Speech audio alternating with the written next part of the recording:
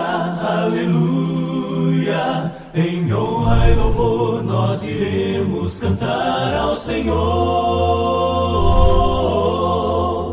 Em honra e louvor adoremos na santa presença do Deus Criador. Ergamos a voz, celebremos um cântico novo.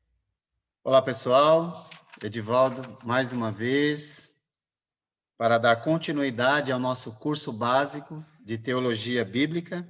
Nós estamos na lição 2, onde nós falaremos hoje sobre princípios importantes no estudo da Escritura. Esse é o nosso tema de hoje e espero ajudar você aí na compreensão da palavra de Deus. Essa é a lição, nós vamos abordar e trazer alguns princípios para nos ajudar na interpretação bíblica, tá bom? Mas antes gostaria de compartilhar com você uma imagem, tá bom? A gente compartilha, né, faz esse mesmo processo na aula presencial e também na aula ao vivo, tá bom? Então, eu sei que não vou poder ouvir a sua voz, mas é importante que você acompanhe, né, esse raciocínio, né? Você consegue dizer ou definir a imagem, essa imagem que você está vendo, não é? Na turma presencial ou na aula online, ao vivo, às vezes a gente ouve, né? Uma ovelha, alguém disse, é algodão, outro disse, é um urso, né? Alguém disse, é a ponta de um cotonete, né? Enfim, a gente precisa ouvir. Outros dizem, não sei, né? Não sei. Mas sempre que nós vemos algo, na verdade, ou parte de algo, isso diz respeito à nossa mente. Todas as vezes que você vê uma imagem, a sua mente ela começa a trabalhar para descobrir o que é aquilo. Mas nem sempre o que nós vemos em nossa imaginação é a realidade. Para que nós tenhamos a realidade, nós precisamos do todo ou da imagem completa. E aqui nós vamos dizer nesse momento que para que a gente tenha a compreensão correta da Escritura, nós não podemos pegar apenas parte dela. Nós precisamos entender o todo, ou seja, a totalidade daquilo que nós estamos estudando. Nossa imaginação, ela é fértil, mas nem sempre ela reflete a realidade. Você já teve aquela experiência de olhar para uma pessoa e tirar uma conclusão dela precipitada, às vezes não gostou, enfim, não foi com a cara dela, às vezes a gente passa por isso, não é? Mas depois que você se envolve, você conhece a pessoa, aí você percebe que você se enganou. Por que que isso acontece? Porque nós estamos vendo apenas parte e tiramos conclusões precipitadas daquilo, não é? Então, cuidado para não interpretar a Escritura com a sua própria imaginação, tá bom? Isso faz parte da nossa complexidade humana. Nós somos seres pensantes, não é? Mas, ao mesmo tempo, nós temos que cuidar para não sermos precipitados no julgamento que a gente faz daquilo que a gente vê, especialmente quando envolve apenas parte e não o todo. Mas se nós vermos a imagem completa, certamente, o que é que vai acontecer? Todos nós falaremos a mesma coisa. E isso, no estudo da Escritura, é extremamente importante. Porque se nós pegarmos apenas parte, cada um vai falar o que vem à mente.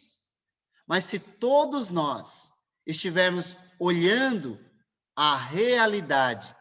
E a realidade só é possível vê-la quando nós avaliamos o todo, aí nós vamos falar a mesma coisa, tá bom? Numa outra imagem que você tem aí, se nós, agora eu até falo na escola, né, no presencial, às vezes agora a pessoa vai falar assim, agora não vou falar nada, vou ficar quieto. Mas a ideia não é para tolir, coibir o seu pensamento. Pelo contrário, é para você colocar a sua imaginação para funcionar, mas ao mesmo tempo ter a humildade de reconhecer que você pode estar errado. Tá bom? Lembra que, ao nos aproximar da Escritura, nós precisamos daquelas três virtudes que abordamos na lição 1, não é? Precisamos temer a Deus, precisamos ter humildade, não é? E precisamos confiar em Deus e não na nossa própria capacidade, tá bom? Nós devemos sim usar os nossos pensamentos, a nossa imaginação, mas do jeito adequado, porque Deus nos fez assim, tá bom? Mas nós temos que cuidar também para não usar a nossa imaginação para julgar que aquilo que estamos imaginando é a verdade, tá bom? É só para a gente realmente entender. E nesse caso aqui, olha aí, o que será que você está pensando que é? Gostaria muito de ouvir a sua voz, não é? Mas aula gravada não dá para a gente fazer isso. Mas, enfim. Então, agora, olha, nós temos uma ovelha, não é? O que será que cada um de vocês pensou? Vendo apenas parte e não a totalidade, não é? Então, muitas pessoas, mas muitas pessoas, têm um respeito vago e generalizado pela Bíblia. Mas poucos têm uma firme convicção de que a Bíblia é para ser absoluta autoridade em matéria de religião e vida. Poucas pessoas têm. Mas por que as pessoas elas têm esse respeito, às vezes até vago, uma convicção de que a Bíblia é para ser lida apenas pela autoridade religiosa, não é? Então, poucos a leem porque foram ensinados a pensarem que é para ser lida apenas pela autoridade religiosa, não é? Por outro lado, o próprio Jesus, ele incentiva ao exame profundo das Escrituras. O livro de Atos, por exemplo, valoriza a atitude do povo de Bereia, que lia as Escrituras todos os dias e examinava para ver se aquilo que estavam ouvindo era de fato do modo que estavam ouvindo. E sabe quem era o pregador naquela ocasião, em Atos 17? Nada mais, nada menos que o apóstolo Paulo. É um apóstolo ensinando, então não precisa confirmar. Pelo contrário, o próprio Jesus incentivou ao exame. Então nós devemos ouvir a sua voz. E aquilo que ouvimos do Edivaldo ou de quem quer que seja, nós precisamos examinar. E o exame exige disposição, exige tempo, exige dedicação, tá bom? E nós queremos ajudar você nisso, ok? Então, como ler e estudar a Bíblia? Examinando. Jesus disse, examinai as Escrituras, porque julgais ter nelas a vida eterna, e são elas mesmas que testificam de mim. Então, se o próprio Jesus incentivou, então por que nós não vamos estudar de modo adequado a Escritura? Mas não olhando apenas parte dela, mas considerando todo, para que a gente tenha uma compreensão mais adequada. Única ressalva que faço é que você não examine deste modo, nesta posição que você está vendo aí. porque isso aí vai trazer um problema para a sua coluna, não é? Mas a ideia dessa imagem é mostrar para você a importância de você examinar de perto as Escrituras Sagradas, tá bom? Que Deus nos ajude para que a gente possa realmente alcançar isso, não é? Então, a importância do estudo bíblico, a importância do estudo bíblico, ela se dá por quê? Não é? Se dá por quê? Porque Jesus, ele inaugurou o seu ministério com o estudo bíblico. Olha que interessante, não é? Ele inaugurou o seu ministério aqui na terra, ensinando as pessoas. Então, a importância do estudo. Jesus voltou para a Galiléia, em Lucas 4, 14 e 15, no poder do Espírito, e por toda aquela região. E se espalhou a sua fama. Ensinava nas sinagogas e todos o elogiavam. Interessante, não é? Jesus iniciou seu trabalho ensinando. E com o estudo bíblico, ele encerrou seu ministério. Tá bom? Com os discípulos, não é? E aí diz Lucas 24, 27. E começando por Moisés e todos os profetas, explicou-lhes o que constava a respeito dele, em todas as Escrituras. Como eu gostaria de ter feito parte desse estudo, não é? Jesus explicou desde Moisés, passando pelos profetas, todas as Escrituras para eles. Que maravilha, não é? E não tem melhor professor do que Jesus, não é verdade? Enfim, então, o estudo bíblico é o modo de conhecer, não é? De conhecer a revelação de Deus. Então, o estudo bíblico foi o meio, nós dizemos aí na sua lição, não é? Foi o meio utilizado pela igreja primitiva na divulgação do evangelho e no fortalecimento da fé dos convertidos. Tá bom? A igreja usou o ensino da Escritura para alcançar pessoas e para fortalecer os novos irmãos.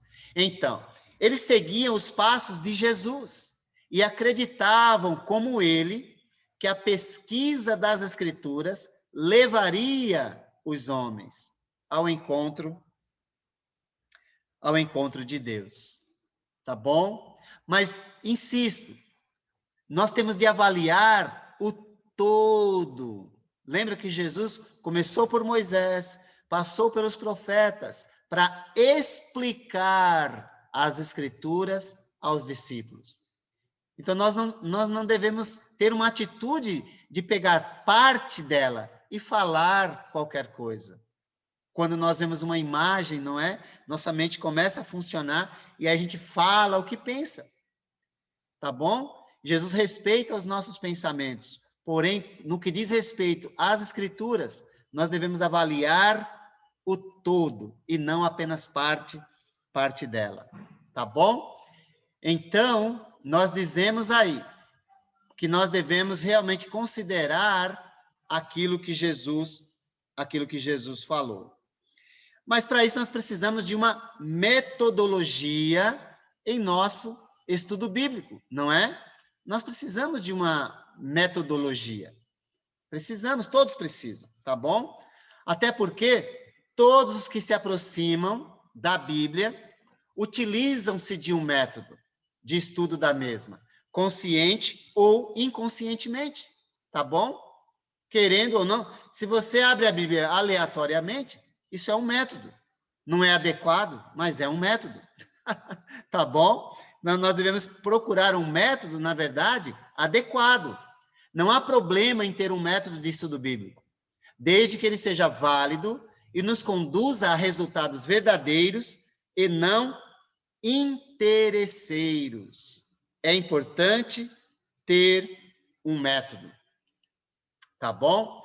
É bom nos dedicarmos ao estudo independente da Bíblia. Esta independência, porém, não diz respeito a Deus, e sim ao homem. Grande parte do povo de Deus tem se tornado dependente de outros para compreender a Bíblia. Aí alguém pode dizer, Edivaldo, mas você também está ensinando, então a gente está dependendo de você. Verdade. Em alguns momentos a gente precisa, mas passar a vida toda dependendo não é adequado, tá bom? E aqui a gente está oferecendo para você justamente a oportunidade de você acreditar que você é capaz de ler e compreender a Escritura Sagrada, tá bom? Então, é importante que a gente pense nisso. Então, a razão de estudar a Bíblia por si mesmo. A primeira razão de estudar a Bíblia por si mesmos, é simples. Nós não devemos absorver a teologia dos que nos rodeiam. Nós já vimos na lição anterior que existem diversos tipos de teologia, não é? Então, espero que você consiga fazer essa associação ao que nós já ensinamos anteriormente, tá bom? Então, a ideia é nós não absorvermos a teologia dos que nos rodeiam, mas buscar a compreensão observando a totalidade daquilo que Jesus ele nos ensina, tá bom? Por exemplo, você vai ensinar a aprender ou estudar sobre família, só um exemplo. É importante saber que a Gênesis fala sobre família, a carta de Paulo aos Efésios fala sobre família, a carta aos Colossenses fala sobre família. Então, aí você pega os textos que falam sobre o assunto para entender a totalidade, para não pegar parte dele e falar qualquer coisa, tá bom? Só para efeito de exemplo. Agora, qual é a razão de estudar a Bíblia por si mesmo? Primeira razão, não devemos absorver a teologia dos que nos rodeiam. E existe também a má exegese encontrada na literatura sobre a Bíblia. O que é exegese? É interpretação bíblica, tá bom? Existe uma matéria na teologia que chama-se exegese e hermenêutica. Nenhum problema em estudar, na verdade é necessário estudar essas matérias, tá bom?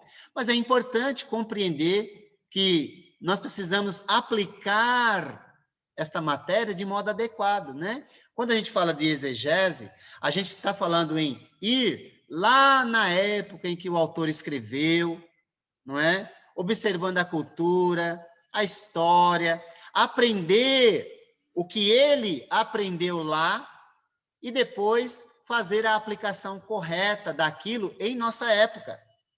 Isso chama-se hermenêutica. A exegese, ela entra no texto bíblico, ela volta ao passado para entender lá e depois aplicar aqui, tá bom? E por desrespeitar isso, muitas pessoas têm uma má exegese, aí, enfim, da Escritura.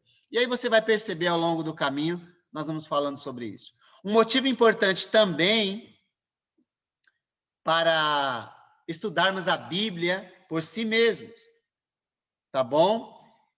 É o fato de não possuirmos intérprete oficial da Bíblia, como, por exemplo, a Igreja Romana, que é a Igreja Católica, ela tem um intérprete oficial. Aqui não é uma crítica, é uma constatação, tá bom?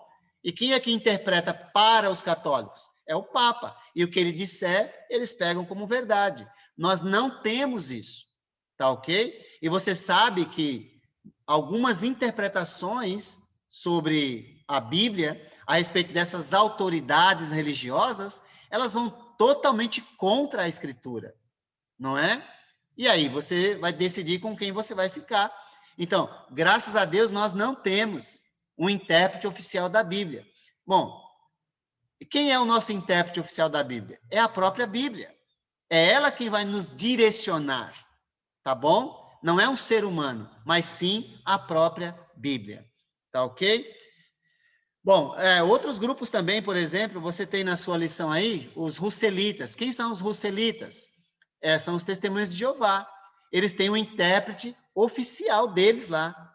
E aí eles interpretam e todo mundo tem que seguir aquilo que o chefe, o líder deles estão falando. E outros grupos religiosos têm isso também. Nós não temos.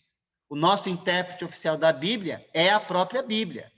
Tá bom? Nós avaliamos o todo e não apenas parte. Lembra disso, tá bom? Um estudo honesto e independente das Escrituras ajuda a tirar os textos bíblicos do seu sentido comum, tá bom? Agora, com isso, a ideia aqui de comum não é simplesmente a gente achar que você lê e fala qualquer coisa. Não, não, não. Mas sim da gente tentar e se esforçar para compreender como era lá e se existe uma aplicação aqui, tá bom? Respeitando os princípios de interpretação que existe, que nós vamos apresentar aí para você logo mais, tá bom? Então, nós cremos com toda certeza que estudar a Bíblia faz com que deixemos de usar textos isolados como textos prova de doutrinas e busquemos a mensagem íntegra que o Espírito Santo quis transmitir através do escritor do texto sagrado, tá bom? Nós temos algumas pessoas que ficam... Você já viu guerra de versículo? Já viu? Guerra de versículo? Um fala um, outro fala outro. Um fala um, outro fala outro. Aí, quando acaba o arsenal de um dos dois, aí aquele que tinha mais um, aí acaba vencendo essa batalha, não é? Isso não funciona. Na verdade, isso não é adequado, tá bom? Pois versículo lançado assim, desta maneira, fora de contexto, às vezes, é só pretexto para defender as ideias. E versículo fora de contexto, você consegue até dizer que Deus não existe. Pois em Salmo 14 e Salmo 53, está escrito lá, diz o insensato no seu coração, Deus não existe, ou não há Deus, não é? Então, a Bíblia está afirmando que não há Deus? A Bíblia está registrando o que o insensato diz no seu coração. Tá vendo? Então, é importante você... Se você usar esse trecho sozinho, até o ateu vai dizer, olha, a própria Bíblia diz que Deus não existe. Deu para entender? Então, nós precisamos avaliar o todo e não apenas parte dele. Tá bom? Enfim, um estudo bíblico sério impede também a tendência de ser eclético e dar ao texto bíblico vários sentidos, não é? O que é uma pessoa eclética? Ela acredita em tudo, né? Tudo que falar, ela acredita, não é? Por isso que não tem gente que fala assim, o importante é Deus é um só. Bom, isso é verdade. Deus é um só. Então, não importa a religião. Opa, aí já é diferente. Tá ok? Bom, nós, por exemplo, nós não seguimos religião nenhuma. Nós seguimos Jesus. E se alguém perguntar para mim qual é a minha religião, eu vou dizer, a minha religião é Jesus. Por quê? Porque foi ele quem me religou com Deus. Esse é o sentido da palavra religião, que vem do latim, religar. Então, quem foi que me religou com Deus? Jesus. Então, Jesus é a minha religião. Tá bom? Só para você entender. Então, nada de ecletismo. O importante é que Deus é um só. Isso é importante, sim. Mas também dizer que Deus aceita tudo que se fala sobre ele, aí a gente precisa pensar bem, não é? Por último, cremos que a razão mais importante para um estudo bíblico sério é a vontade de Deus. Deus quer que nos apropriemos da sua vontade. Logo, é essencial que estudemos a palavra de Deus e procuremos compreendê-la, observando não apenas parte dela, mas sim o todo. Na próxima parte, nós vamos falar sobre uma visão panorâmica da metodologia de estudo da Bíblia. Olá, pessoal. Edivaldo, mais uma vez. Terminamos a primeira parte da nossa lição e quero incentivar você a dar continuidade no nosso curso, assistindo as próximas partes desta lição, e assim nós possamos continuar crescendo juntos na graça e no conhecimento do nosso amado Jesus. Que Deus te abençoe e te guarde. Aleluia, aleluia, em honra e louvor nós iremos cantar ao Senhor. Em honra e louvor adoremos na santa presença do Deus Criador. Ergamos a voz, celebremos um cântico novo.